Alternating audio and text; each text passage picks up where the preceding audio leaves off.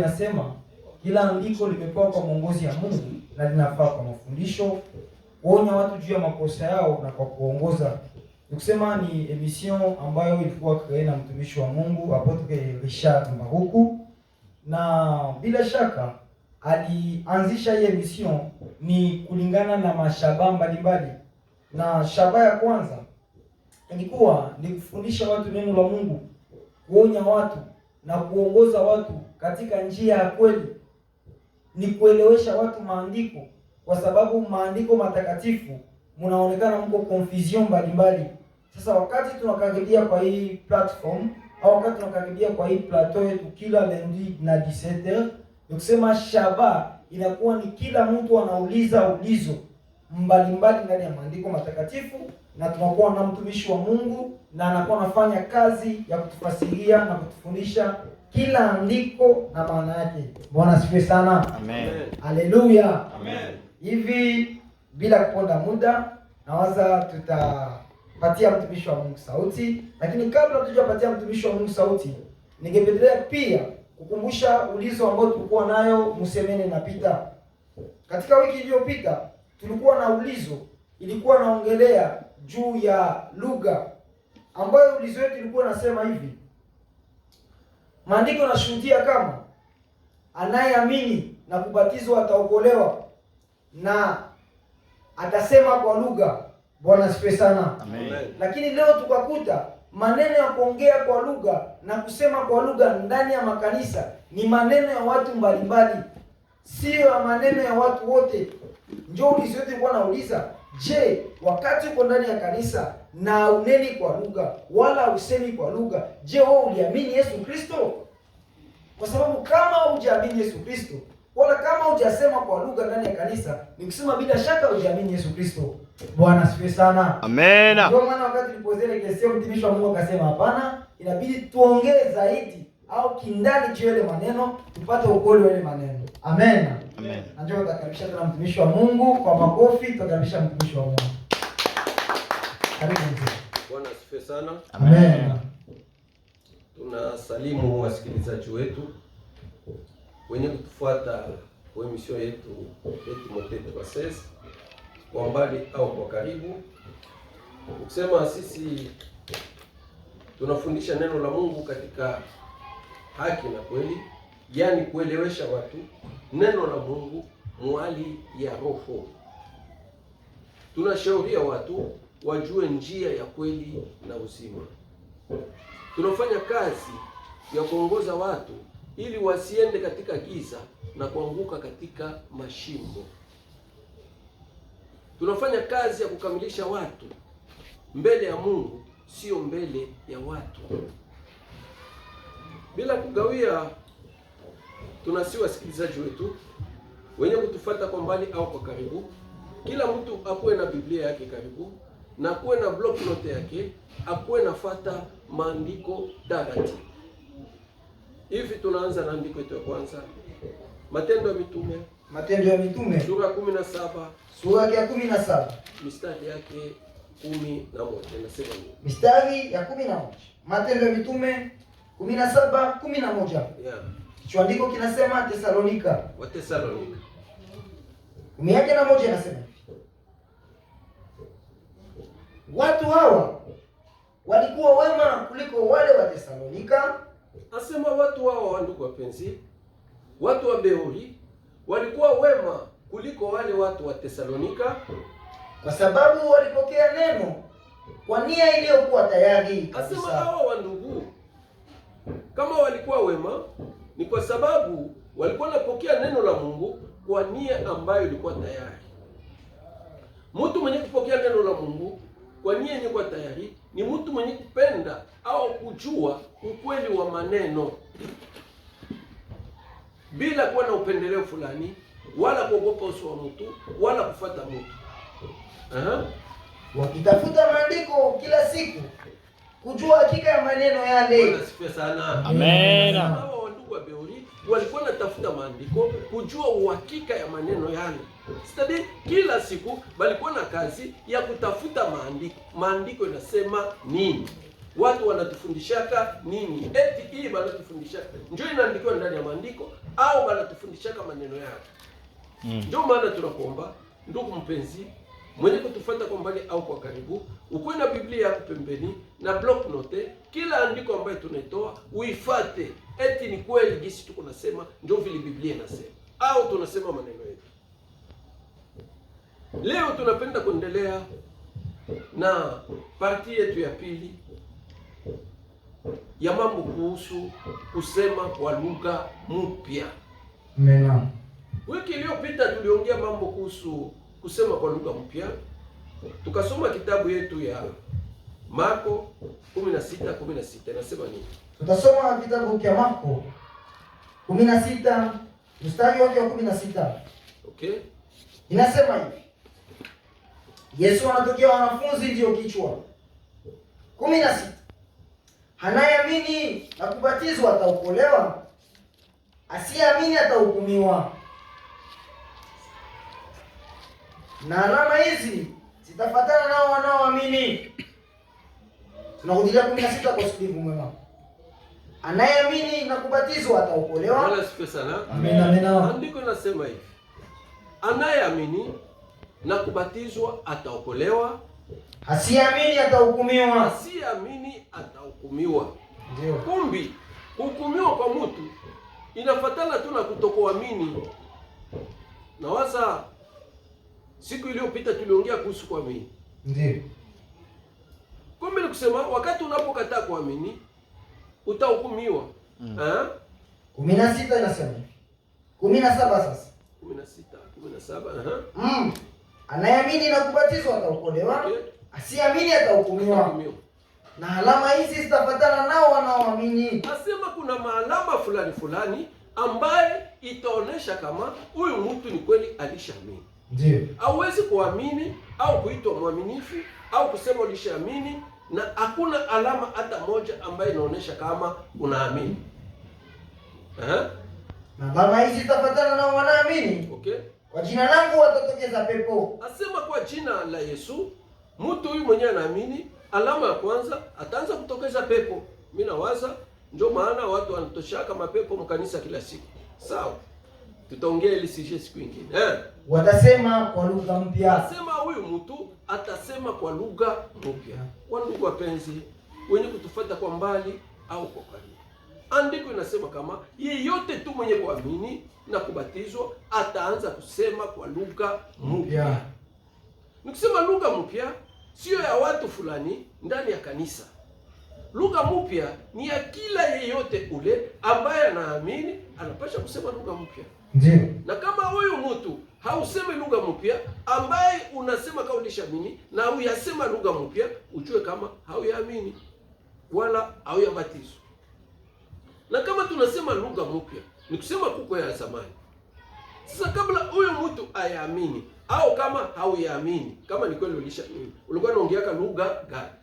Hivi unajisemea kama unaamini, uko unaongea lugha gani?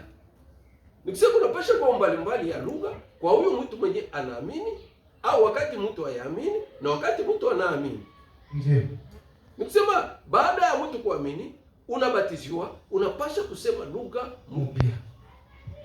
Sio ya watu fulani ndani ya kanisa kuanza kuongea shibarakata baba, shabarakata shida. Bwana sifa sana. Amen. Nasema ndio lugha mpya. Sasa kama ni lugha mpya, mimi na wewe tujiulize, kwa nini atusikiake maana ya ile shikara baba? Kama ndio lugha mpya, kwa nini na mie na we hatuwezi kuisema? Juu ni lugha ambaye kila yeyote ambaye anaamini anapaswa kusema lugha mpya. Amen. Kwa sababu wakati mitume walipokea Roho Mtakatifu, kila mtu aliwasikia wakisema lugha yake ya kuzaliwa mwenyewe. Ndio. Sasa hii shikara baba ni lugha ya wanani? Ilitoka kwa Mungu, ilitoka wapi? Ndio maana tutasoma mbele kitabu ya Wakorintho wa kwanza. Juu shabaha ya kusema lugha mpya ni kuhakikisha kama presence ya Roho Mtakatifu ndani ya mtu. Ndiyo. Ukisema unaanza kusema kwa lugha mpya ni kuhakikisha kama ndani mwako mko presence ya Roho Mtakatifu. Roho Mtakatifu ni ndani mwako. Unaanza kusema kwa lugha mpya. Ndio. Kusema kwa lugha mpya ni kushuhudia kama ndani ya kanisa au kuonesha ndani ya kanisa, hii kanisa ambaye niko mko Roho Mtakatifu.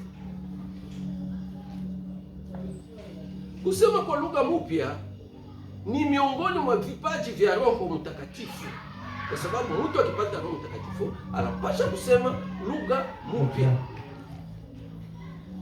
Bwana asifiwe sana. Amen. Mtusome mbele Wakorintho wa kwanza sura 12. Tunasoma Wakorintho wa kwanza sura 12 mistari yake 10 hadi 11. Mistari yake 10 hadi 11. Ndio. Kichwa kinasema zawadi za Roho. Zawadi za Roho. 10 nasema. 10 nasema.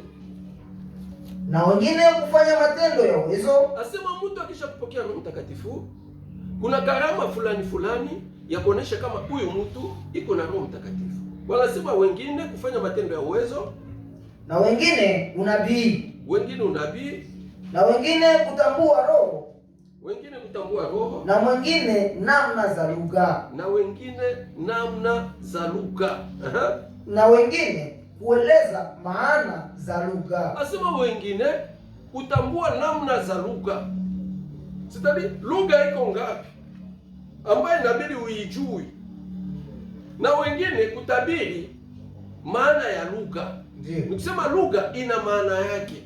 Kama unasema shikara baba, maana yake nini? Bwana asifiwe sana. Amina. Ndio maana ndugu wapenzi, inabidi tujue lugha ilianzaka wapi. Kama wanasema kuko lugha mpya, lugha ya zamani ni ya wapi? Amen. Amen. Tusome kitabu cha Mwanzo. Tusome kitabu cha Mwanzo. Sura 3. Sura yake ya 3. Sura 11 mstari wa kwanza. Watu wapenzi, tunaongea jawabu kuhusu lugha mpya. Tujue lugha mpya ni nini na lugha ya zamani ni ya wapi. Juu kama kuna kwa lugha mpya, uko lugha ya zamani. Ndio. Ambaye ni condition, ni alama ya kujulisha kwa kila yeyote ambaye anaamini anapaswa kusema kwa lugha mpya. Nikisema kuko lugha ya zamani. Amen. Amen. Na kwa nini balibadilisha lugha? Okay, tulipasha kubakia tu na lugha ya zamani. Ukisema lugha ya zamani, sharti ilikuwa na shida moja fulani ambaye Mungu akaona kama watu wangu wasipotee, inabidi sasa ni watumie lugha mpya. Mwanzo 11 mstari 1. Mstari wa kwanza. Na dunia nzima, kichwa kinasema mnara wa Babeli. Na dunia nzima ilikuwa na lugha moja na usemi mmoja.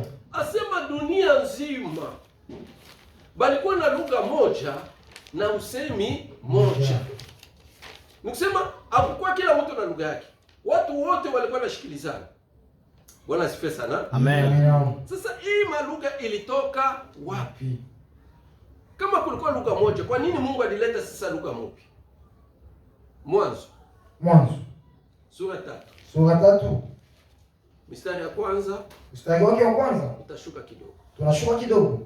Kichwa kinasema dhambi ya kwanza. Dhambi ya kwanza. Moja inasema hivi.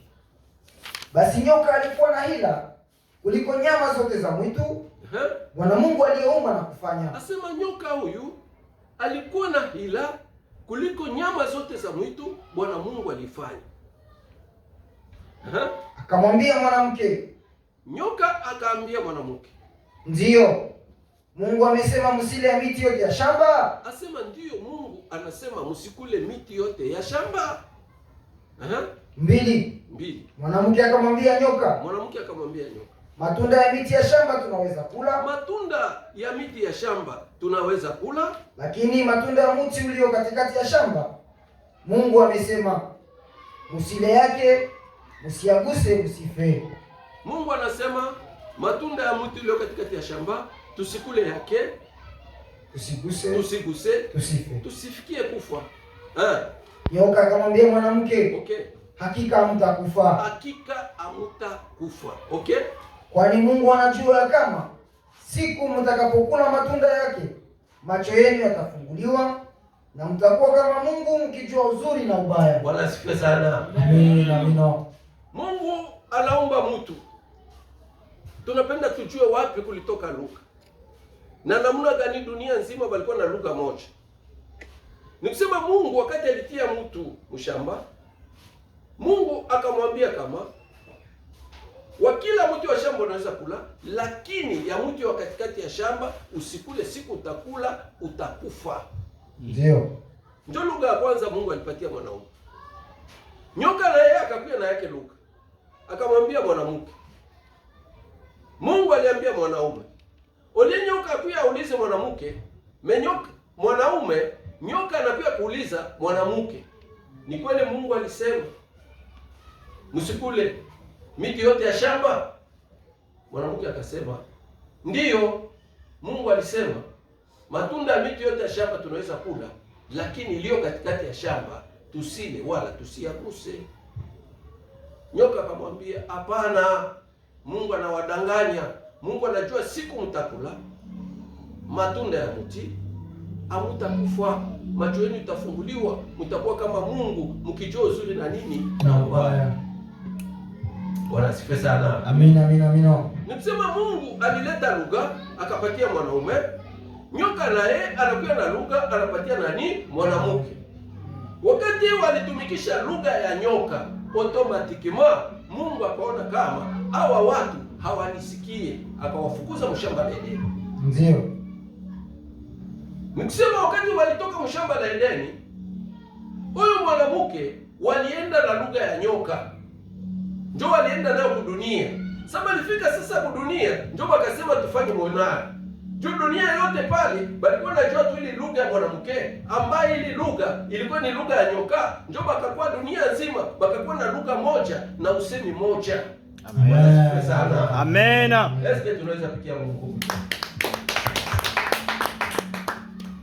Sasa wakati walikuwa na ile lugha moja na ile usemi moja, Mungu akaona ni danger. Ndio maana Mungu akasema haifai mwanamke kusema mkanisa. Jweli jua mwanamke akiwa anasema ndani ya kanisa atakuwa anaongea lugha ya nyoka. Bwana asifiwe sana. Amen. Ndio maana Mungu akaruhusu mwanaume ndio aseme. Huyu mwanaume ndio ataleta lugha ya Mungu na watu wataokolewa. Tandisikie huyu mwanamke akisema mkanisa ataleta lugha ya nyoka na watu watapotea. Ndio maana Mungu alisema mwanamke hana ruhusa kusema ndani ya kanisa. Ndio. Haleluya. Amen. Ndio alijua kama mwanamke hakupenda kutembea na lugha ya Mungu, hakupenda kushika lugha ya Mungu, hakupenda kuwa anasema lugha ya Mungu. Yeye akaona lugha mwepesi ni kuwa anasema lugha ya shetani. Haleluya. Amen, amen, amen. Turudie pale kwa Mwanzo. Tunarudi ile moja. 11. Moja kisha utaruka sana. Ndio. Na dunia nzima ilikuwa na lugha moja na usemi mmoja. Dunia nzima ikakuwa na lugha moja na usemi mmoja. Juu wakati walifukuzwa mu dunia, walienda na lugha gani? Lugha ya nyoka. Saba. Tushuke tuwachanganyie usemi wao, wasisikilizane lugha. Bwana asifiwe sana. Amen. Mungu akaona kama ni danger. Ama watu vile dunia nzima bote biko nasema lugha moja na usemi moja, ambaye hii lugha sio yangu, ni lugha ya nyoka, itakuwa danger. Kumbi tushuke. Alikuwa na banani. Mungu anasema tushuke. Saba. Tushuke.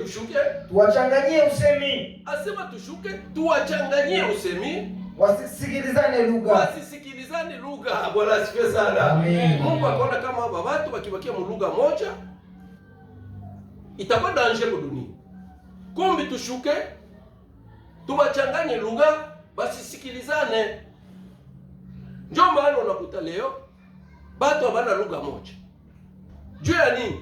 Mungu alishuka na watu wake, bana bachangane ya lugha, habasikilizane. Hapa wanasema ubatizo hata mko. Hapa wanasema ubatizo wa kweli ni mumaji mingi. Hapa wanasema mjina la Baba, la Mwana na la Roho Mtakatifu. Hapa wanasema ubatizo wa kweli ni mjina la Yesu. Unakuta kama aba watu abasemi tena lugha moja. Juu ya nini? Mungu alishuka akabachanganya lugha. Na ndio unakuta leo makanisa na watu bote kuku makonfusion, hakuna watu wenye kusema lugha moja. Amen. Wanasifiwe sana. Amen. Kila hapa wanasema shindo bakweli. Bale ndio babongo. Shindo tunasema kweli. Juu ya nini? Kila mtu anakuwa na lugha zake. Amen. Amen. Amen. Sitadi kuko lugha ya Mungu na kuko watu ambaye Mungu alisema tushuke. Tuwachanganye wasisikilizane lugha.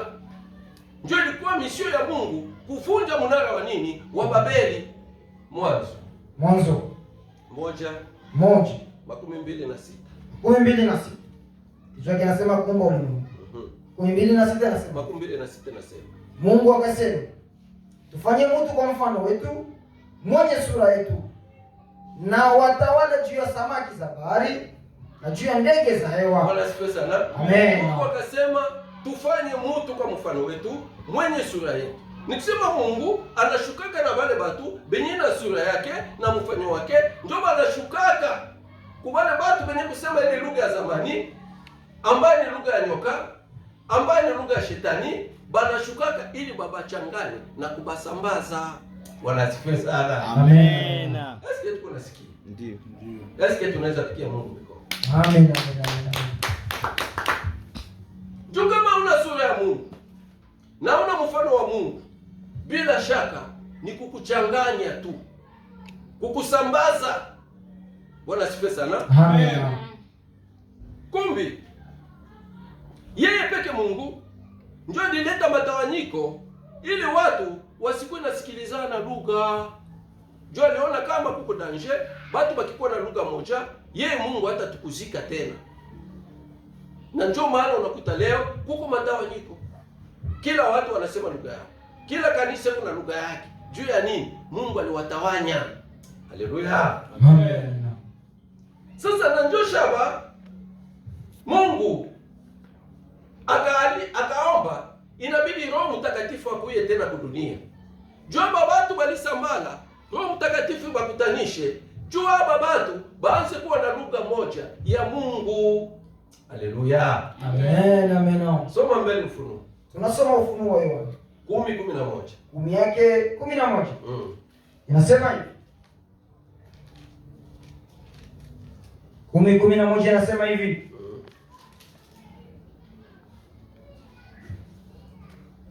Akaniambia, imekupasa kutoa unabii. Bwana asifiwe sana. Amen. Yohane wakati alikuwa mkisanga, malaika akamtokea, akamwambia kama inakupasa kutoa unabii.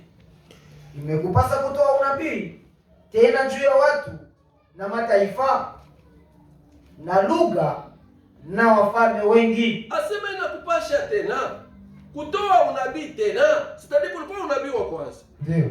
Inabidi sasa malaika akaya kujirika kwa Yohane wakati alikuwa mkisanga ya Patmos. Malaika akamwambia kama inabidi kutoa unabii tena. Sitadi kulikuwa wa kwanza. Ndio. Unabii tena kwa wanani? Unabii tena juu ya watu. Asema juu ya watu walete unabii. Juu ya mataifa. Na juu ya mataifa. Na juu ya lugha. Na juu ya lugha. Na juu ya wafalme wengi. Na juu ya wafalme wengi. Amen. Bwana asifiwe sana. Amen. Juu ya watu watapotea. Inabidi kutoa tena unabii tena. Na ndio Mungu akaona kama kwa kukusanya hapa watu inabidi alete Roho Mtakatifu. Juu shabaha Roho Mtakatifu kuja ni kuja kukusanya hapa watu, juu hapa watu wote na mataifa na watu na lugha na wafalme bote bakuwe naongea lugha ya Yesu Kristo ambayo ilikuwa ni lugha ya Roho. Bwana asifiwe sana. Na ndio maana kitabu inasema, ukisoma kitabu ya Wagalatia 3:27-28 inasema nini? 3:27-28 inasema hivi. Maana nyinyi wote mliobatizwa na kuingiza katika Kristo mmevaa Kristo. Asema watu wote ambao watabatizwa na kuingizwa katika Kristo banavaa Kristo, hapana Myuda, hakutakuwa tena Myuda wala Myunani, hapana mtumwa wala huru, hakutakuwa mtumwa wala huru, hapana mwanaume wala mwanamke, hakutakuwa na mwanaume na mwanamke, maana nyinyi wote ni mmoja katika Yesu Kristo. Asema watu wote batakuwa mmoja katika Yesu Kristo. Nikisema watu wote bataanza kuongea lugha moja ambayo ni lugha ya Yesu Kristo. Amen. Wanasifiwa sana. Amen, amen, amen. Lakini ukiona watu, kuko wanaume na wanawake ndani ya kanisa, kuko Wayuda na Wayunani, ujue kama hapa piko lugha ya zamani ambayo hapa watu Mungu aliwachanganya. Wanasifiwa sana. Amen. Eske tuko pamoja? Ndio. Tuko naongea kuhusu lugha. Lugha mpya. Lugha ya zamani ni ya wapi na lugha mpya ni ya wapi? Na waza naisha kukuonesha wapi kulitoka lugha ya zamani na wapi kulikuya lugha mpya. Amen. Amen, amen. Matendo ya Mitume. Matendo ya Mitume Sura 2. Sura yake ya 2 mstari ya 6 inasema nini? Inasema hivi. Matendo ya Mitume sura yake ya 2 mstari ya 6. Kichwandiko kinasema Pentecost. Utasoma 2:6 après utaruka 11. Okay, tunasoma 6 na baadaye utaruka 11. 6 inasema hivi, Matendo ya Mitume 2:6. Basi sauti hii iliposikiwa, makutano walikusanyika. Makutano wakakusanyika. Wakafadhaika. Kwa sababu kila mmoja aliwasikia wakisema lugha yake mwenyewe. Bwana asifiwe sana. Amen, amen, amen, amen. Asema wakati Roho Mtakatifu alishuka, makutano yote chini ya mbingu, mataifa yote chini ya mbingu walikuwa pale. Kila kabila ilikuwa pale. Waganda walikuwa pale, Bakongomani walikuwa pale, Bakenya walikuwa pale, Benye Rwanda walikuwa pale. Na wakati sasa Roho Mtakatifu ilishuka, kila mtu akawasikia biko nasema kwa lugha yake mwenyewe aliyozaliwa. Ndio. Bwana asifiwe sana. Amen, amen. Sasa kila mtu aliwasikia lugha ya Roho Mtakatifu ile walikuwa nasema. Bwana asifiwe sana. Amen, amen. Ndio maana tulionyesha kama shabaha ya Roho Mtakatifu kuja ni juu ya kuya kuunganisha kwa watu, juu ya kuya kuunda kanisa lake, kuya kuleta lugha ya Mungu tena kudunia, ili watu wote kila kabila bakuwe na jua lugha ya Mungu na bakuwe na musikia Mungu kila mtu mulugha yake. Bwana asifiwe sana. Amen, amen. Sio kwa unapopenda kuomba Mungu utaomba lugha yoyote. Unapopenda kuhubiri Mungu utahubiri lugha yote. Mimi mtu mwingine anazania lugha ya Mungu ni Francais. Juu tunapata makommentaire, inabidi tubadilishe tukue nasema mu Francais. Bon, sijue kama Francais ndio lugha ya Mungu. Sijue kama Anglais ndio lugha ya Mungu. Sijue kama Kiganda ndio lugha ya Mungu. Bwana asifiwe sana. Lugha ya Mungu iko wapi? Okay, lugha ya Mungu ni wakati Roho iko nasema kila mtu iko namsikia lugha yake mwenyewe aliyozaliwa. Ndio. Sio kusema kama Roho Mtakatifu alianza kusema Ukiganda, juu Baganda basikie. Roho Mtakatifu asema Mkenyarwanda, juu Benyarwanda basikie. Hapana. Pale wandugu wapenzi, tuchunguze maandiko mzuri. Amen. Amen, amen. Wakati niko naongea, uko unanisikia au nisikie? Amen. Amen. 11 nasema 11. Wakreti na Waarabu, Wakreti na Waarabu tunawasikia hawa wakisema kwa lugha zetu matendo makubwa ya Mungu. Asema bali wasikia, biku nasema kila mtu anabasikia biku nasema lugha yake. Bakasema hii ni matendo makubwa ya nani? Ya Mungu. Kumbe kusema kwa Roho Mtakatifu, kusema kwa lugha mpya ni matendo makubwa ya nini? Ya uwezo wa nani? Wa Mungu, ambaye kila mtu anapasha kusikia lugha yake mwenyewe aliyozaliwa. Haleluya. Amen. Wewe lugha yako nani? Lugha yako gani? Na huko nalisikia lugha gani? Amen. Amen, amen. Wa Yohane wa kwanza. Yohane wa kwanza Sura 4. Sura yake ya 4.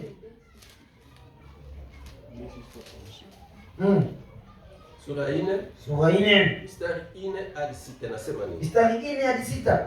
Kichwa andiko inasema angalia mafundisho ya uongo. 4. Nyinyi watoto wadogo.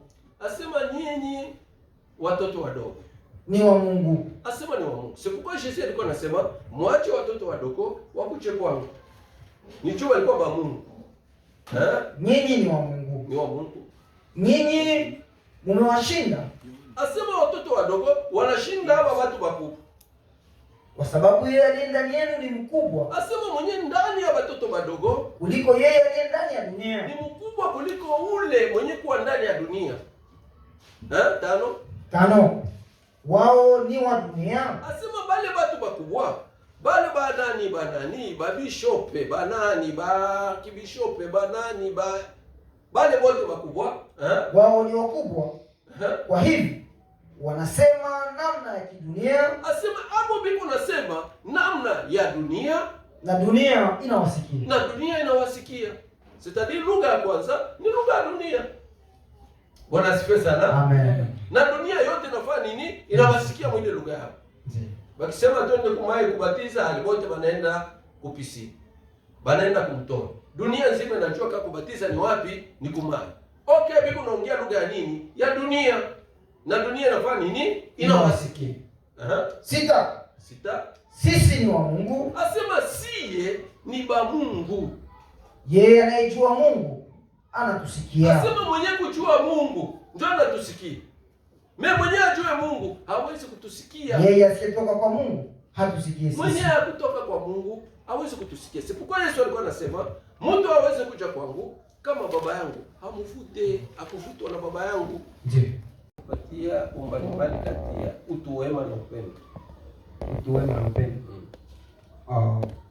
Aliko mbali sana kwa sababu utu wema ni mtu kama vile nafunayo peke, ni mtu mwema ambaye iko na ile capacity ya kueleweka vizuri na entourage na kila mwenye anamzunguka. Upendo ni kukua pia havina different, havina mbali. Upendo parce upendo naweza kunao upendo kama vile sijui nifunua namna gani, lakini upendo iko mwele sinye pia utu wema. Parce que hawezi kuwa mtu mwema na una upendo. Ifo kuwe na upendo. Ndio tuseme kwa mtu ni mtu mwema. Esko ulishaka soma Wakorintho wa kwanza sura 13? Ambayo sema ongeza nena kwa lugha. Kama una upendo, una upendo ni sema mina inafuata. Atoe mali zako zote kwa maskini. Kama una upendo, sezero sitali kupatia mtu kitu yako upendo. Okay, tunarudia kwa question. Ni kusema kuko umbali. Kuko teme yetu ni kusema kwa lugha mpya. Mtu akisha kuwa na Roho Mtakatifu atasema kwa lugha mpya. Sawa? Sasa hii unaonesha Mgalati ni matunda ya Roho Mtakatifu. Stadi mtu wa Roho Mtakatifu anapaswa kuonesha matunda fulani. Upendo, furaha, salama, uvumilivu, neema, wema, upole, uaminifu, kujizuiza. Okay, meke kumaanisha kama ndani ya hii kanisa mko Roho Mtakatifu. Haiko juu unapatia watu Mungu. Haiko juu unasema mene God. Okay. Study Saint Esprit anapaswa kwa ndani ya kanisa ahakikishe kama ndani ya hii kanisa mko Roho Mtakatifu. Lakini maandiko yanasema hivi, kitabu cha Yohana sura 3 mstari wa 16 inatuonyesha kama mimi na mtu tunajua leo kama Mungu anatupenda, si mpasi anatupenda, akatuonyesha ile upendo mu kitabu ya Yohana sura 3 mstari wa 16. So kama tunaweza sema hao watu biko na Mungu kabisa, ile matunda ya upendo. Sasa tumesema umeuliza eske mtu akipana ndio kuko possibility papa mtu anaweza sema kwa lugha iko muwelewele pasipo kujua. Tunasema kuko Roho Mtakatifu, roho wa kweli na roho nini wa uongo. Yote ni roho. Eske unajua vipi? Mimi najua. Sasa ndio mimi nasema sasa tu unaongea juu ya roho wa kweli. ndio nasema ke mtu wa roho kweli papa tunaweza mjua musansi ya ile matunda paske hapa kwetuko vitu ya kioo tuko amo. Soma mbele wa Korintho. Soma mbele wa Korintho kwanza sura 2. Korintho wa kwanza sura 2. Sura 2. Soma 10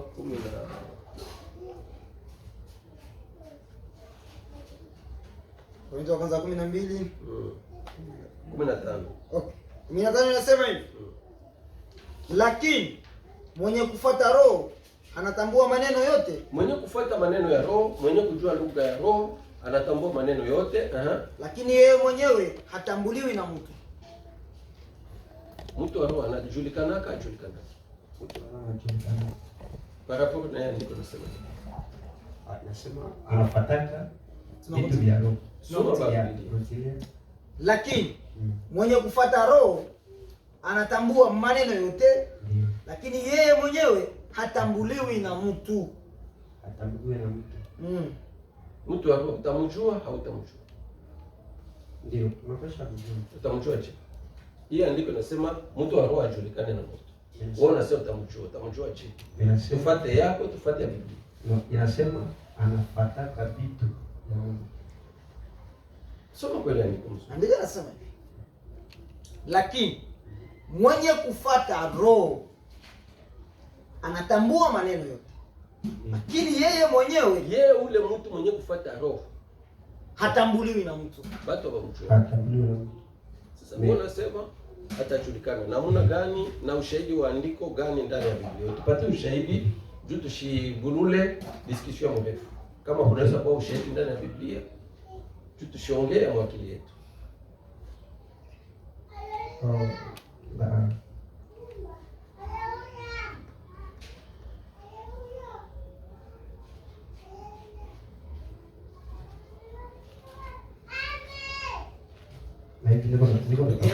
Labda nikusaidie. Sawa, merci. Mtumishi wa Mungu anauliza kama ni namna gani tunaweza fikia kujua huyu mtu wa roho.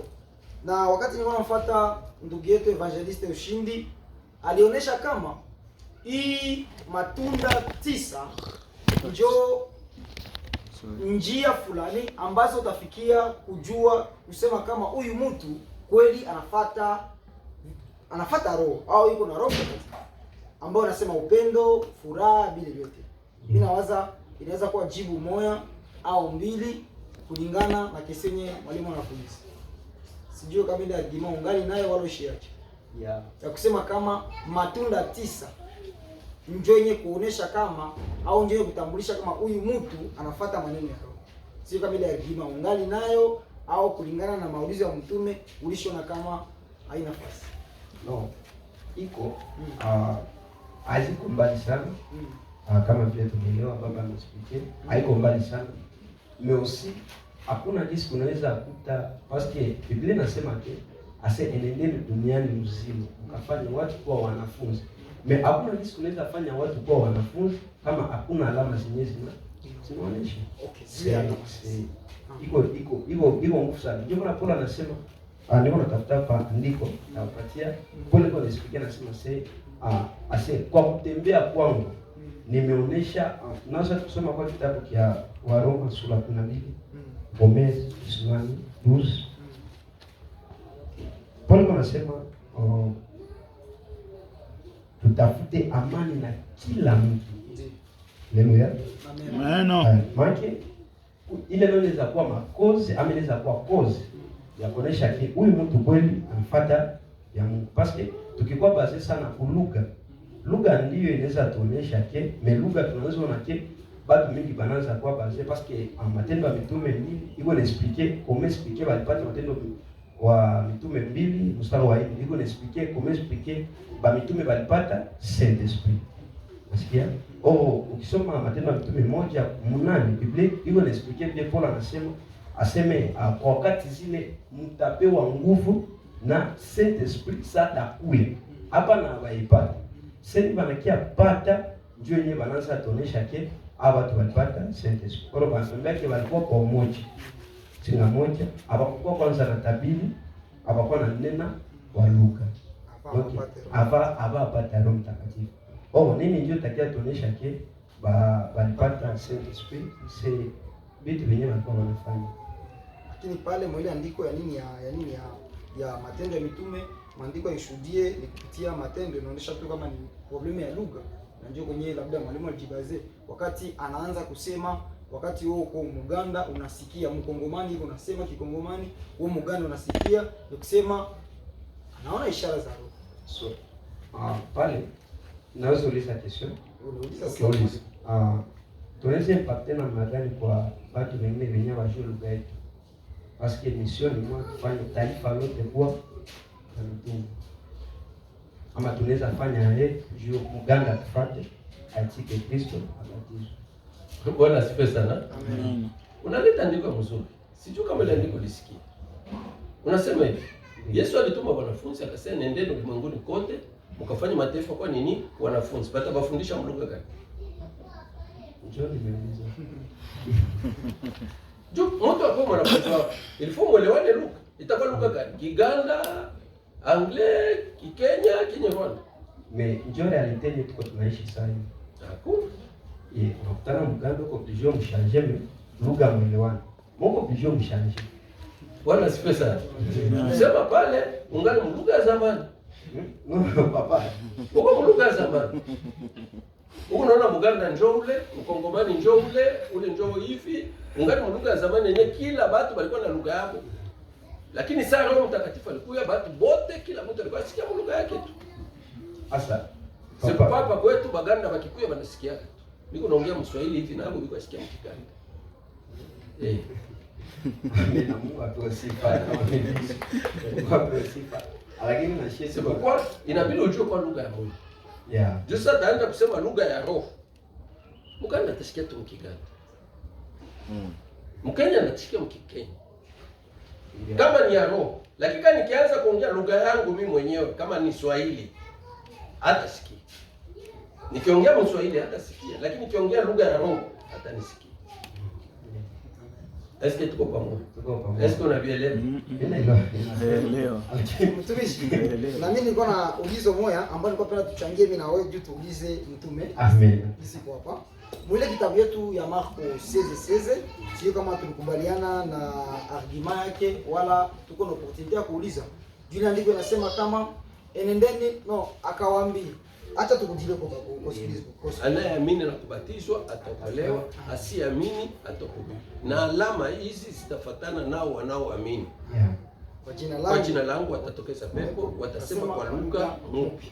Okay. Uliza ni kwamba tuchangie mimi na wewe mtumishi wa Mungu nikisema par rapport ya kusema lugha na par rapport ya kuamini. Juu andiko inasema anayeamini na kubatizwa ataokolewa, watatosha pepo na watasema kwa lugha. Sasa uliza ni kwamba tuchangie ni kusema wakati ndani ya kanisa kunakuwa kusema lugha kwa wamoja na wengine wanatafsiriwa, nikisema kwa problemu kwanza ya kuamini na kwa problemu ya lugha, kwa sababu lugha yenyewe mwalimu alikuwa anafundisha ofisa lugha, wakati wanasema kwa lugha hakuna tafsiri, kila mtu anasikia nini lugha yake anasema. Sasa ulizo wangu ni hivi, ingawa au ikiwa mie na wewe leo tunaweza kushindwa kusema kwa lugha, je, tuliamini? Kama tulishindwa. Juu andiko nasema kama tunaamini tu sema kwa lugha. Njoo ulize.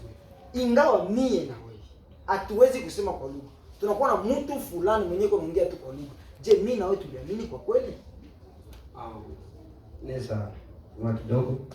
Aselo connaissance yangu kidogo sana. Sasa tutafuata connaissance zako, tutafuata connaissance ya Biblia. Ni ya Biblia kwa. Okay. Kwa sababu ndio Biblia. Yeah. Parce que pale kwenye nasema ninaweza kuita sijui ni namna gani, lakini anasema ke kuko mtu mwenye kuongea lugha mishie tunaamini matongea lugha, anauliza ke kama tuliamini ama tukaamini. Si ndio question iko hivi. Anauliza hivi. Biblia inasema anayeamini na kubatizwa ataokolewa, asiamini atahukumiwa. Na alama hizi zitafuatana nao wanaoamini. watatokeza pepo, watasema kwa lugha mpya. Ndio anasema kama wewe na yeye ni kweli mlishaamini na hamusemaki lugha mpya, ni kweli mliamini Mungu wa kweli au mlidanganywa sema mliamini? Juu condition ya Mungu wakati tu unaamini automatiquement, biko automatique, abiko ya kufundishiwa, unaanza kusema directement lugha mpya. Est-ce qu'on esemaka? Bon. Mimi nasema kwa lugha. Sema tusikie. No, aibu yake juu ukisema pale, mimi nitasikia lugha yangu. Wewe sema tu. No, papa. Inapiaka na inaenda. Unajua acha nisikie kidogo kujua lugha.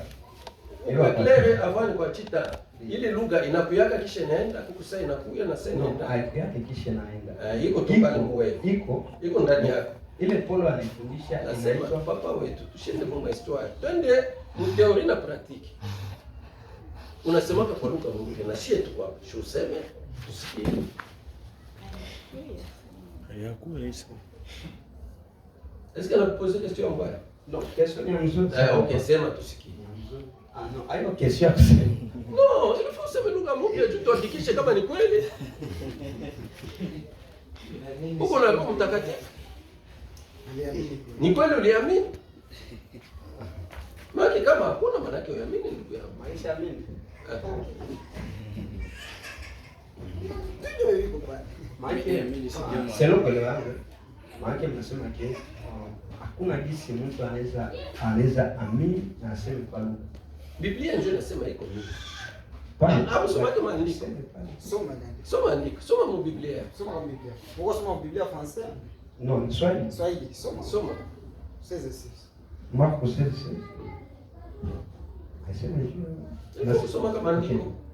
Inasema hivi. Tunasoma kwa jina la Yesu Kristo. Amen. Aaminie na kubatizwa ataokoka, asiamini atahukumiwa. Okay. 17 nasema na ishara hizi zitafuatana na wao waaminio. Okay. Kwa jina langu watatoa pepo. Watasema kwa lugha mpya. Okay, merci beaucoup. Unaisha tu pale. C'est-à-dire c'est automatique. Kila mtu mwenye kuamini aina sema huyu ndio pastor, huyu ndio bishop. Mwenye tu anaamini kwa kweli anapaswa kusema kwa lugha ni mpya. Ndio maana tulipopozea ile question. Pale hakuna sema lugha mpya ni Kiganda, ni Kikongomani. Ukisoma ile Galati 3:27-28 inasema hivi. Kama mtu anabatizwa na muamini katika Kristo, hakutakuwa tena Myuda wala Myunani. Hakutakuwa mwanaume wala mwanamke. Bali watu wote watakuwa mmoja katika nani? Kristo. Sipokuwa kusema huyu ni Mganda hata sikia manake hayakuwa Mkristo. Juu kama ulishakuwa katika Kristo na hata ukuwe kama ni mzungu kama ni nani tukianza kusema lugha mpya unasikia. Ndio. Haleluya. Amen. Ukiona kama kungali Baganda hapa ndio Bakongomani, chuko kwa makanisa Bakongomani na Bakanda. Huyu pale bale watu hawaanza kusema kwa lugha mpya. Kristo hayakuwa pale. Misingi ya Mungu haiko pale. Jusha baya Roho Mtakatifu kuya ni kuya kuunganisha baba watu wote bakwe kitu hiki kimoja. Okay. Nimeelewa. Nashukuru kwa kunielewesha vile. Est-ce qu'on unaelewa kwa roho mzuri au unaelewa tu mbele ya pastor? Kuna mafundisho sasa kufanya discussion maneno ya Mungu? Hapana. Au unaelewa kwa kweli? No. Amen. Est-ce que unaweza kwenda kuposer question kwa pastor wako? Kumposer question? Kama ni kweli unaamini. Ya kwa rapport na. Par rapport yenyewe unajuaka, unasema unaitika yenyewe mimi nasema. Cela veut dire unapasha enda kwa mwenyewe anakufundishaka, umupose question. Est-ce que unaweza fanya vile? Yes. Okay, merci. Endelea na question ya mwisho au ya karibu na mwisho. Nimezamuliza. Bon, question yangu hivi. Nimesema ke amin. Ningali pale kuandika. Anayeamini Siko mbali. Okay. Anayeamini na kubatizwa ndio atanena kwa lugha. Ndio atapata. Okay. So, question yangu hivi. Asa, umesipike ke shie venye tushamini tunashindwa kuelewa venye anaamini. Amini venye tushamini ne tunashindwa kuelewa lugha. Bwana sifiwe sana. Nikisema kama ulishaamini na unashindwa kuelewa lugha ya Mungu, maana yake ndugu yangu yaamini. Asa tutajua mwenye anaamini na mwenye anaamini. Kujua mwenye anaamini na mwenye anaamini ni wakati mtu anaanza kusema kwa lugha mpya, anaanza kutoa pepo, anaanza kushika nyoka, hata anampa poison atakufa. Anaweka mikono juu ya magonjwa na magonjwa wanafanya wanapona. Sasa masinye maalamu. Amen. Andiko kwa wazi inasema mwenye anaamini na kubatizwa atokolewa, asiamini atokolewa. Na alama hizi zitafuatana na wanaoamini. Watatokeza pepo kwa jina langu, watasema kwa lugha mpya, watashika nyoka, wakikunywa kitu kia sumu kitabazulu, wataweka mikono yao juu ya wagonjwa na wagonjwa watapata nini? Afya. Maana ile ndio makosa yenyewe wanaweza kufanya juu tujue kimeshaamini. Ndio. Ndio yenyewe Mungu anasema. Yesu anasema kama mtu alishaamini, kama unaamini Yesu Kristo, ili menfe yote itaonekana kwa. Itaonekana kwa. Njoo kuamini. Sasa unajua kama na shetani anaamini. Unajua kama shetani anaamini. Shetani. Kuamini. Haiwezi kosa. Hawezi kosa. Sasa ilifo angalia unaamini nani. Ndio ni question niuliza parce que hii generation kama shule yetu kwa kusikia tuko na besoin ya dala, tuko na besoin ya lumière yenye itatuangazia wapi kwa kwenda. Ndio maana nimeuliza ile question parce que tuko na besoin tujue kweli tutakanyaga wapi na wapi tupashe kanyaga. Merci beaucoup. Na njoo shamba ya mission yetu de Timothée 3:16 ni tu kuangazia watu bajue kweli, watu bashinde katika giza, watu bashinde katika mashimo. Juma andiko inasema kama kiongozi akikuwa kipofu na wewe mwenyewe unamfuata, mwote mtanguka wapi? Shimo. Study mission ya Yesu kwa dunia, anasema anakuja kwa dunia. Ukisoma Jean 9:9 iko nasema kama anakuja kufanya venye kuona bakui bipofu na bipofu bapate kufanya nini? Kuona.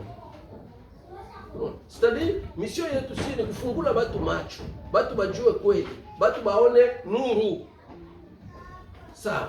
Leo kwa pastor bakufe na sumu mkanisa. Baliamini abayamini. Mungu wa Mungu aliamini. Mote tu. Hata wewe pale Isa tukibeba pile hapa tukikoroka tukupatie utafia hapa. Hapa. Kama unaandika tu document hapa sasa hata ukikufa familia yako ishikufuate tukukoroke tu. Ndio kwa masomo zenyewe ziko zinaleta watu wengi sana. Okay, merci. Est-ce que Isa kanyoka ataka le kafere tuka kishuka hapo. Utakala mwili kitu utakilika. Na ulisha. Tunaona kama jusqu'à là. Pardon. Ya okay, merci. Parce que j'espère que mambo tuko tunaongea. Au kasome mu Biblia. Je me shiseme mimi. Iko mu Biblia. Non. Unataka somo? Nayo. Unajua okay, merci. Yeah. Mimi naanza kitu tunaongelea kwa spiritual. Biko spirituel. Kitu tunaongea. Kwa spiritual. Okay. C'est parce que ukisoma Biko spirituel comment? Expliquer comment? Njoo niko ndani. Okay, merci. Unaanza kusia mpezo. Twende. Parce que ukisoma Ufunuo sura 6, ukisoma sura 6 kushuka, Biblia inatuonyesha Yohana alikuwa balikamata iko karibu kumuua. Biblia inasema kiwakamtupa mjezeni mwenyewe mlikuwa na nyama za kila aina. Si vile manyoka za mapazo za kabambi za nini. Lakini Mungu akamfunga, akamwacha kwanza aandike vitabu ava kufe. Okay. Aandike.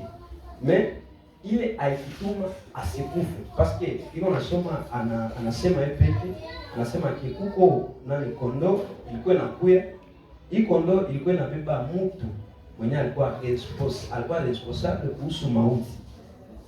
Unasikia anakuya nayo Biblia inasema ke huyu mtu aseme ni mtu mwenye anabebaka anawaka mwili auwe nafsi.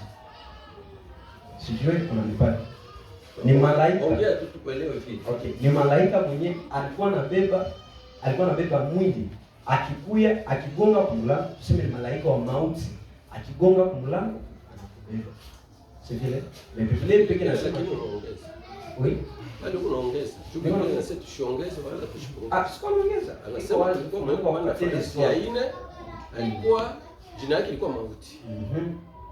Abakuseka alikuwa anagonga kwa milango ya watu. No, si inasema akigonga si. Parce que alikuwa mtumishi wa Mungu. Okay. Ongea tu. So, swali yangu kama nimesema betiko tunaongelea kwa spiritual, Manake atupashe kwa baze sana kwenye kimwili au nyoka itatoka kule, parce que nyoka iko kama vile ni shetani. Okay, merci. Kutokana na Mungu akubariki sana. Tumpigie mkono. Okay. Sasa kama wanasema tubatize mtu kwa maji. kubatiza mtu kwa maji.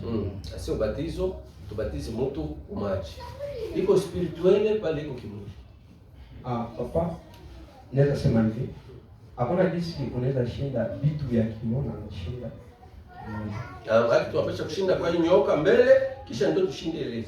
kushinda nyoka. Nyoka Mwenye alishinda ni Yesu Kristo kwa msalaba. Sasa wewe nawe unaamini Shia tunataka tena kuombana na Yesu na shetani na nyoka. Shia tuko na ile sawa kutokana na timu. Sawa. Papa. Acha niexplique.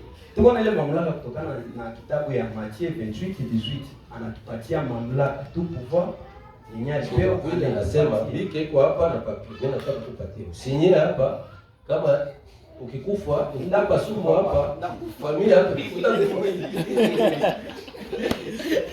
ya ndakufa hivi papa hata naone kupatia mie parce que ini mwili papa mwili iko na malimite zayo parce que ukiangalia vizuri mu kitabu cha Mathayo nipatie kitabu cha Mathayo pardon sikupata maneno mu kitabu cha Mathayo kizani ni 24 sijui kama ni 24 hapo iko naexpliquer sijui kama ni Yohana 24 imenipotea mkichwa kidogo. Iko naexpliquer kisi Yesu alikuwa kumlima. Yesu anasema saa yenyewe biko karibu kukia mbana. Anasema mwili yangu inaogopa. Donc anaambia Mungu ikiwezekana kikombe ukiniondole parce que mwili yangu imeshaogopa haitawezi. Mego iko tayari. Naexpliquer nini? Mimi kwanza Yesu kukufa atakufa isha juu. Mimi nilizania labda ulisielewa. Kumbe uelewa. Naonesha leo kwa pati maandiko. Haleluya. Haleluya. Amen. Ile ni kuonesha kuko Ni kusema hivi na ndani ya Biblia. Kuko mwili na roho. hapana, mimi nasema kuko vitu vyenye tunapasha turespecte vya kimwili vya mwili na huko vitu vyenye tunapasha turespecte. C'est-à-dire pale ndio problème ziko. Bien tunaona biko simple, tunavirespecte mwili. Bien tunaona biko nguvu, tunavirespecte roho. Kwa mfano, Yohana anasema mimi nababatiza kwa maji. Mwenyewe atakuja nyuma yangu atababatiza kwa Roho Mtakatifu na kwa nini? Akusema batabatiza kwa maji tena Yesu atabatiza kwa maji. Wewe unaamini Yesu, ubatizo wa maji. Ole utafute moto, babutie moto ubatiziwe, na uliona moto utarungula. Ndio nakimbia maji. Papa, Bwana yeye pekee Yesu alibatiziwa. Yesu alibatiza.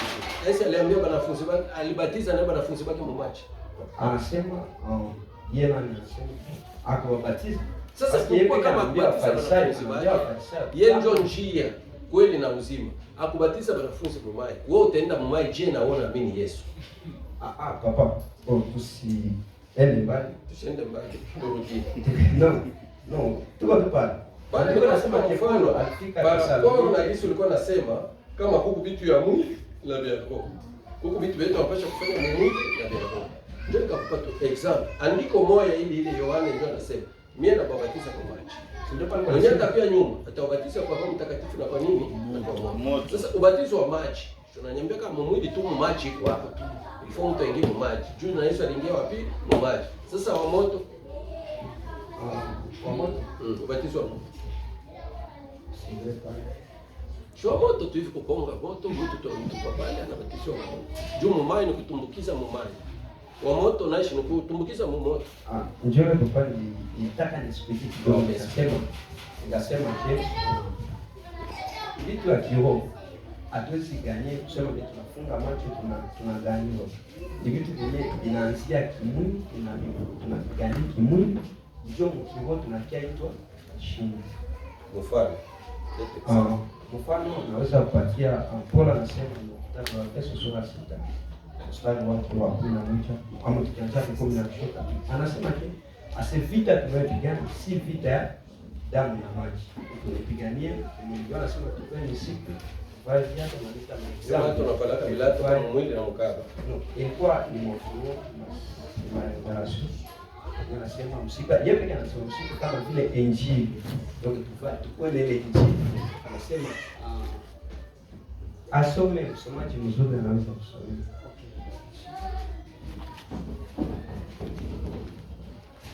Msomaji anaweza kusomea Waefeso sura 6 mstari wa 10 na 10.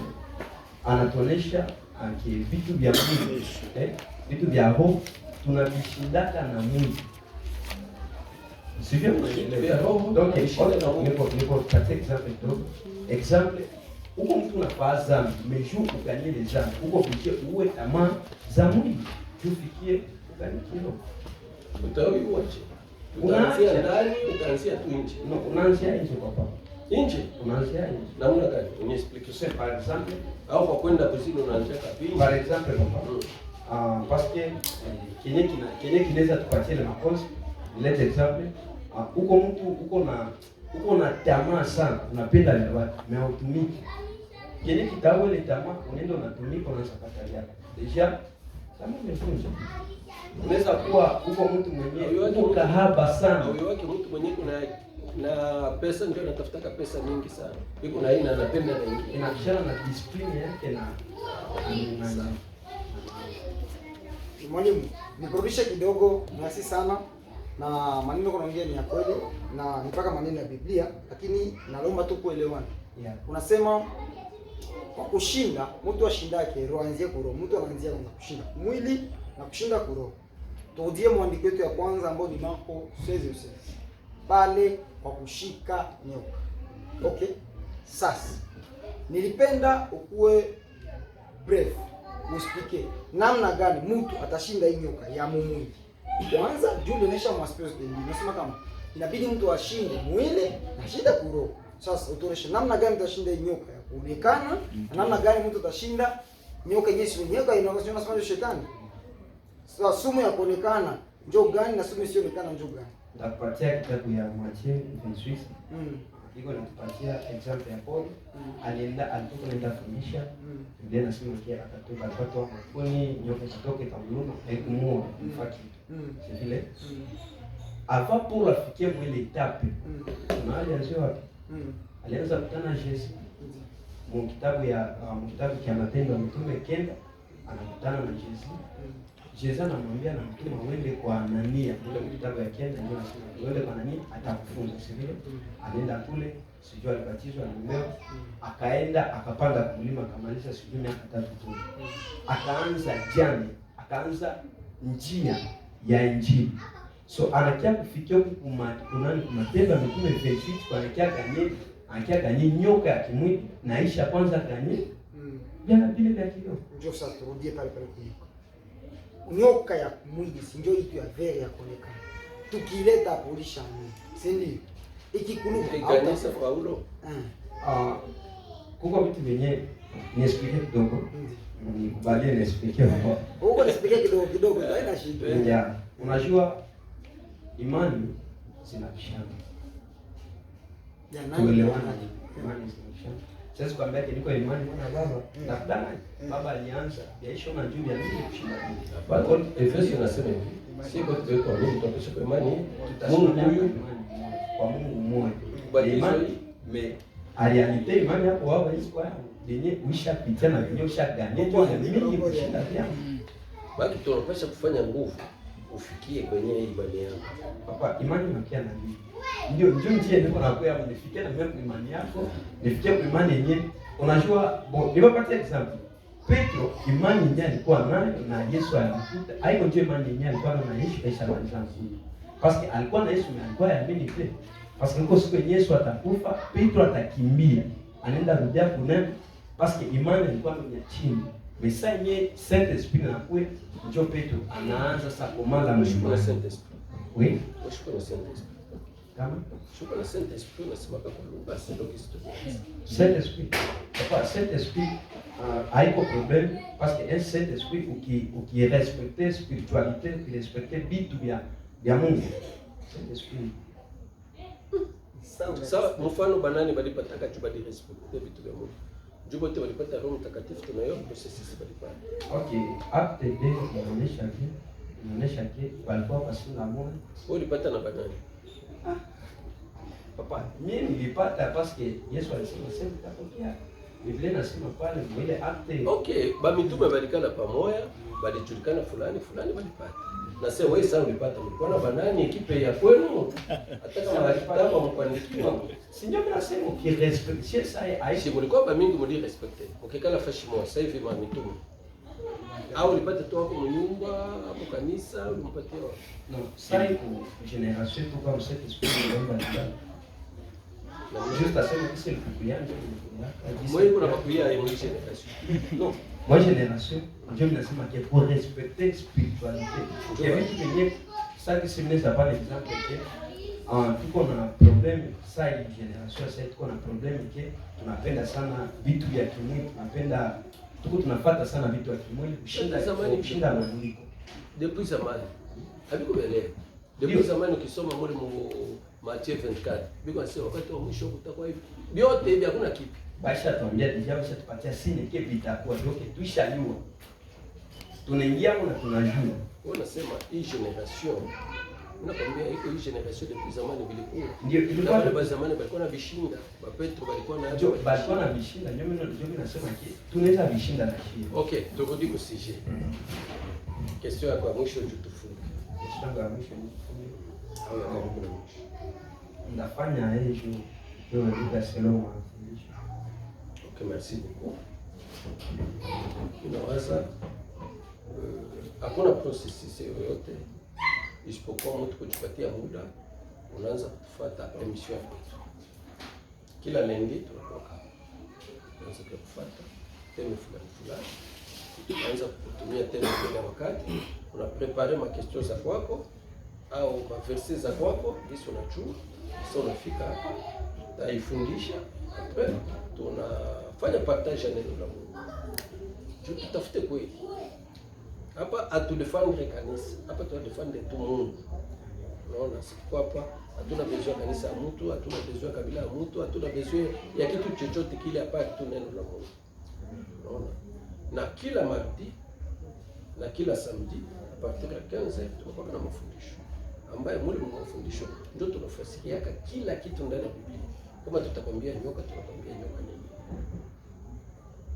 Kama atasema sumu tutakwambia namna gani batakukumisha sumu kama ulishaamini au utakufa.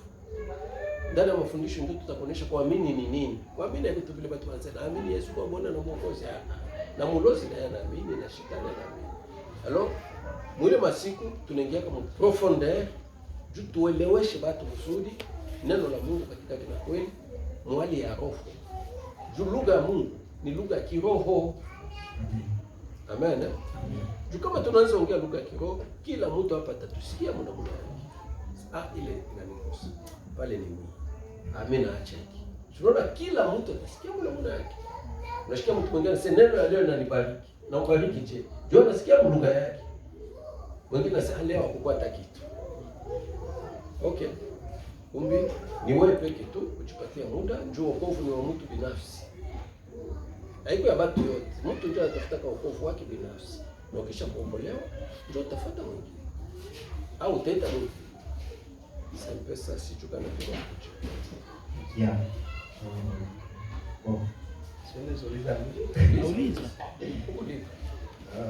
Kesho ya mwisho kama vile nimesema, imani haiko tu kile kwa lakini kuamini hapa na imani. Kuamini. Mimi nimeokoka ama ninaamini Yesu. Naweza penda nijue, naweza kuwa mtu alijua kitu anaweza kaanza na baba. Nitoka hapa na nishaina na mimi kuamini ifanye hivi na hivi. Niweke Mungu basi nimesema nitajua kweli na kweli itabaweka huru. Okay, tusome mbele ile. Ile ya kesho kwa sasa. 3:9 ya Yohana. Anasema hivi.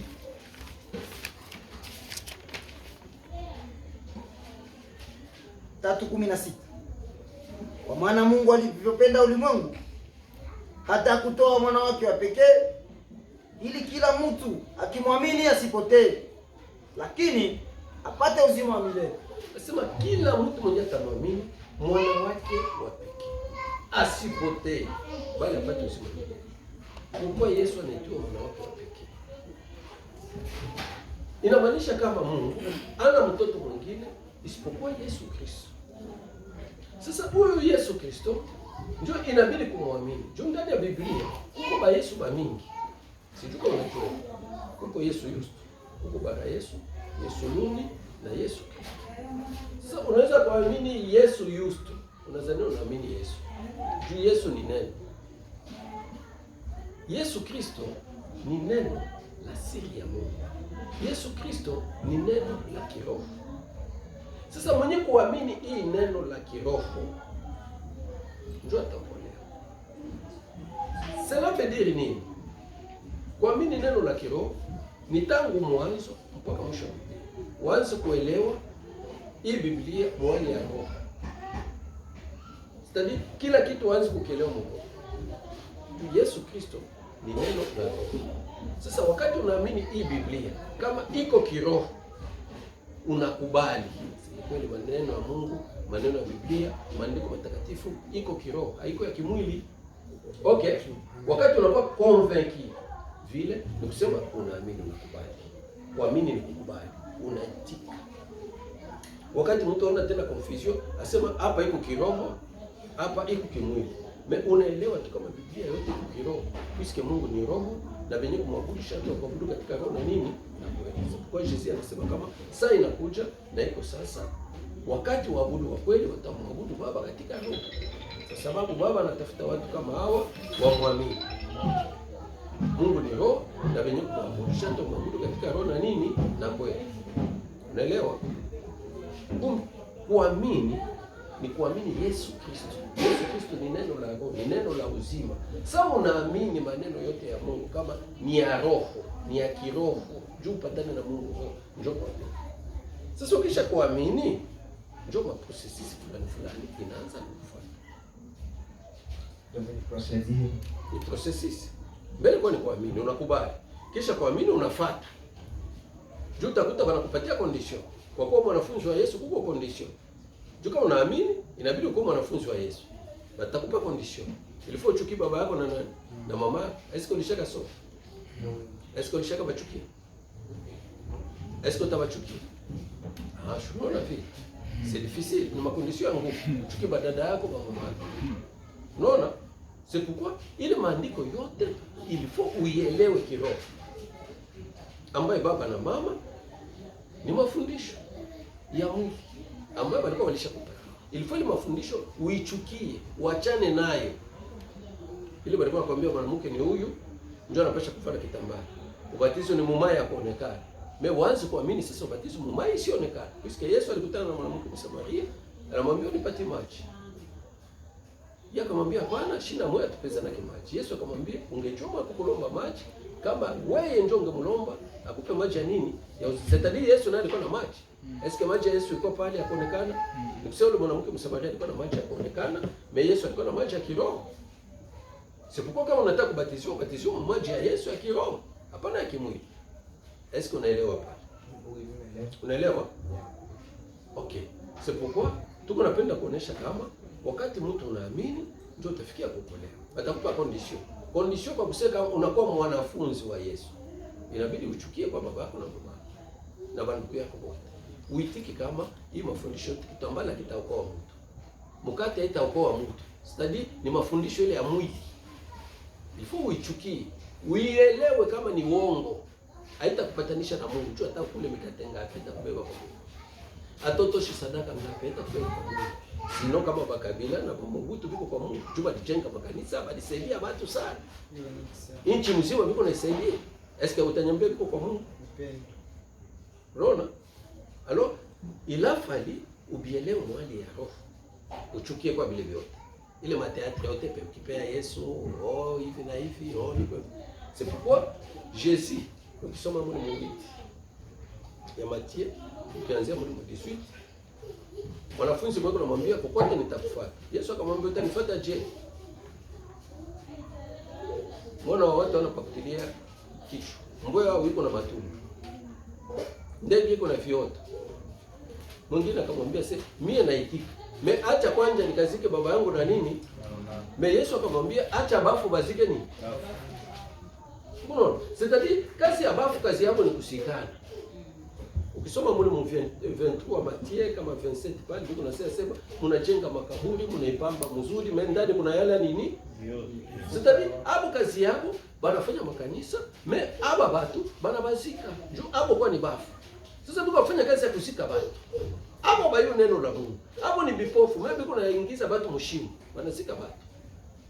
Ukimuuliza leo, est-ce que pastor niambie kweli? Wewe tu example. Muulize pastor, mimi niko evangelist wa kanisa, niambie kweli. Est-ce que hii kanisa ndio kanisa la kweli mu dunia?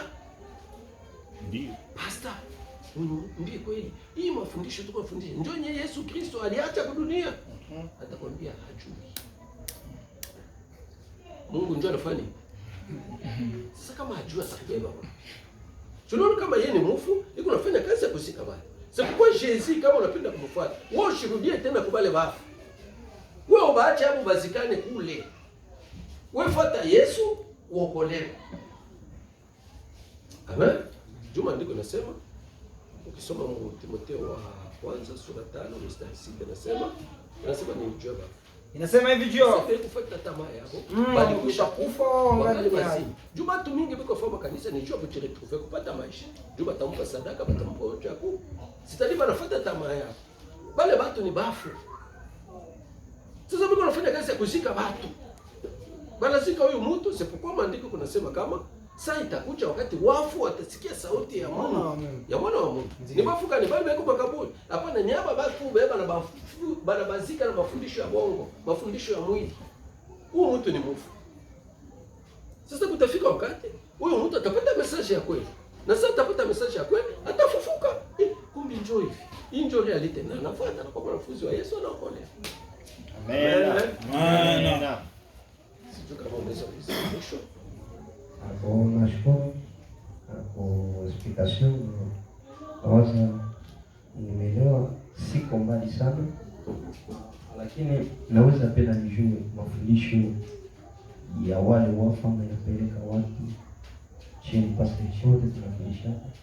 Naweza penda nijue njoo mafundisho gani, njoo inaweza kuwa mafundisho gani yenyewe narudisha watu uzima mwenyewe na inaonesha ke au iko anapoteza watu, ni kuambia ke kubatizwa maji ama. Tunasoma Galatia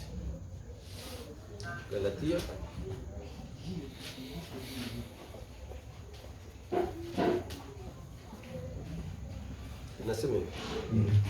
Galatia 3:22 inasema hivi. Lakini maandiko yanafunga wote chini ya dhambi, kusudi wenye kuamini wapewe ahadi kwa imani ya Yesu Kristo.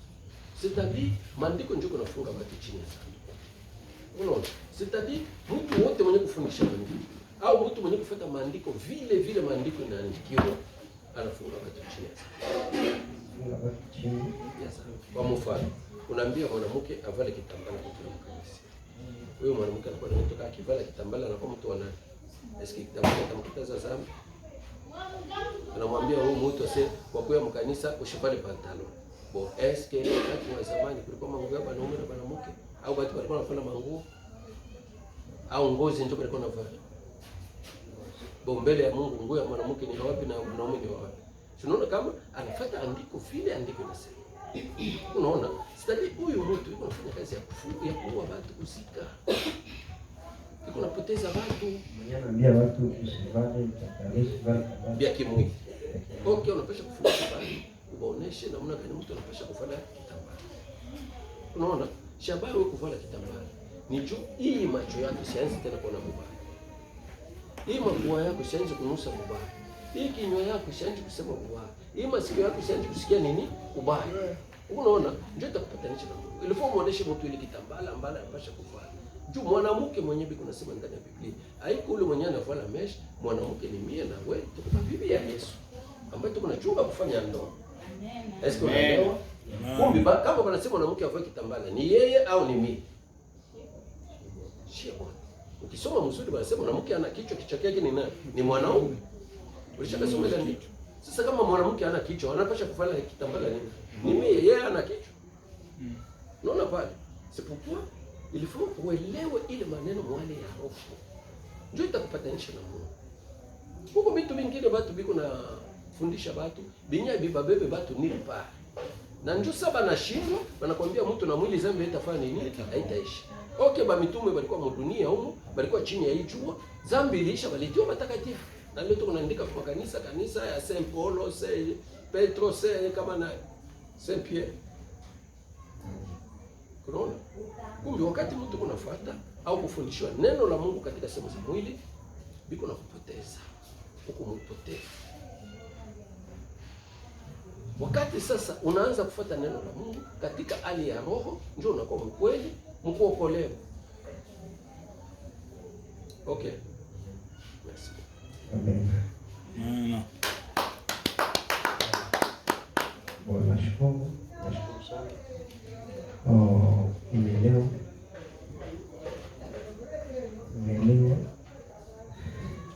Mungu akusaidie. Amen. Karibu sana, tuko disponible kila siku.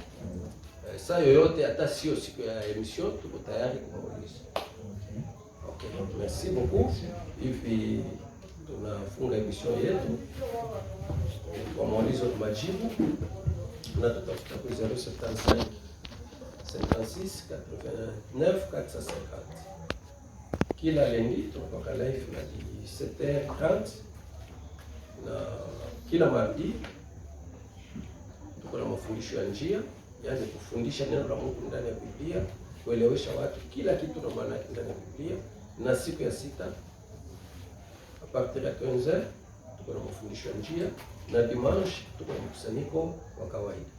Karibu kwa wote. Adresi yetu tunapatikana Mubaraka, Makindi Mubaraka. Mtume Richard nilikuwa nikishirikizwa na Evangelist Libero Bakilo. Basi tutaomba. Mungu tunapiga asante kwa ajili ya neno.